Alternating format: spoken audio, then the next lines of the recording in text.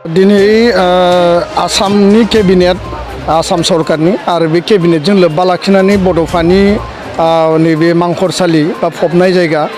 थुलुंगापुरि दतमायाव आसामनि गिबि मन्थ्रि बिथाङा दावबायफैदों आरो बड'फानि समाधियाव बिबार बावदों आरो मुसुखायाव बिबार बावदों आरो बड'फानि फारसे सिबिनाय आरो मान बावनायखौ बिथाङा होदों। दा बेजों लोगोसे बेयाव थुलुंगापुरियाव इनफ्रास्ट्राक्चार डेभेलपमेन्टनि थाखाय 5 कोटि रां आसाम सरकारा होदों, 2 कोटि रां बिटिआर काउन्सिला होदों। नाथाय एसे सिगाङाव आसामनि गिबि मन्थ्रिया फोसावबाय जे बेयाव 10 कोटि रां होनाय जागोन। दा बेजों लोगोसेनो आसामनि गिबि मन्थ्रि बिथाङा दुलाराय बर' फरायसा आफादनि गोलाव समनि जि दाबि बड'फानि जि जोनोम सान 31 मार्चखौ फरायसा सान हिसाबै आसाम सरकारा बेखौ माने मर्यादा होनांगौ बा नटिफिकेशननि गेजेरजों बेखौ मोनसे अर्डार होनांगौ। दिनै बिथाङा बेयाव रायजो राजानि सिगाङाव फोसावलांबाय जे बड'फानि जोनोम सानखौ फरायसा सान हिसाबै सारा आसामाव फालिनाय जागोन, खुंफुंनाय जागोन आरो सरकारा बेखौ नटिफिकेशन होसिगोन। जोङो बे बाथ्राखौबो स्पष्ट बुंदों जे बिनि जोनोम सानाव कुनु school college university office court कासारि बन्द खालामनाङा, नाथाय अफिस स्कुल कलेज इउनिभार्सिटि खुला लाखिनानै बिनि जोनोम सानखौ खुंफुंनांगौ आरो बिनि गेजेरजों बड'फानि माहारिनि फारसे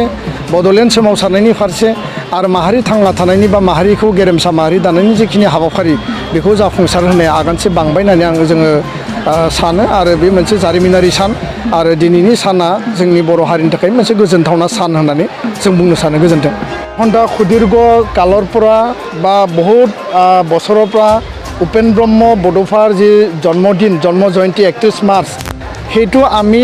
ছাত্ৰ দিৱস হিচাপে নিজাববীয়াকৈ আমি সমাজৰ মাজত জাতিৰ মাজত আমি পালন কৰি আহিছোঁ আৰু আমাৰ এটা দাবী আছিল যে অসম চৰকাৰ আৰু বিটিআৰ কাউন্সিল দুয়ো চৰকাৰে এই যে উপেন ব্ৰহ্মৰ যি জন্মদিন সেইটো ছাত্ৰ দিৱস হিচাপে স্কুল কলেজ ইউনিভাৰ্চিটি বন্ধ নিদিয়াকৈ শিক্ষা অনুষ্ঠানবিলাক বা বিভিন্ন অনুষ্ঠান প্ৰতিষ্ঠানৰ এইটো উদযাপন কৰিব লাগে বা এইটো এটা স্বীকৃতি প্ৰদান কৰিব লাগে আৰু সেই সম্ভৱ হৈ উঠা নাছিল। যোৱা বছৰ বিটিআৰ কাউন্সিলে সেইটো পালন কৰিবলৈ তেওঁলোকে এটা নটিফিকেশ্যন জাৰি কৰিছে, কিন্তু অসম চৰকাৰে এইটো স্বীকৃতি প্ৰদান কৰা নাছিল। আজি অসমৰ মুখ্যমন্ত্ৰী ডক্টৰ হিমন্ত বিশ্ব শৰ্মা ডাঙৰীয়াই ইয়াত থুলুংগাপুৰি বড'ফাৰ সমাধিস্থলীত তেওঁ উপস্থিত হৈছে আৰু বিভিন্ন চৰকাৰী কাৰ্যসূচীৰ লগতে থুলুংগাপুৰীত উপেন ব্ৰহ্মক শ্ৰদ্ধাঞ্জলি নিবেদন কৰিছে আৰু এই সুযোগতে আমাৰ যি দীৰ্ঘদিনীয়া যি দাবী সেই দাবীৰ প্ৰতি সন্মান জনাই পেলাই বড'ফা উপেন্দ্ৰনাথ ব্ৰহ্মৰ প্ৰতি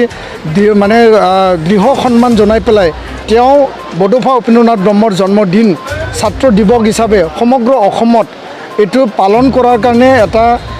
স্বীকৃতি তেওঁ প্ৰদান কৰিলে আৰু আজি ঘোষণা কৰিলে আৰু ইয়াৰ কাৰণে অসমৰ মুখ্যমন্ত্ৰী অসম চৰকাৰক নিখিল বড়ো ছাত্ৰ সন্থা আৰু বড়ো ৰাইজৰ হৈ আমি ধন্যবাদ জ্ঞাপন কৰিছোঁ আৰু আহি থকা দিনত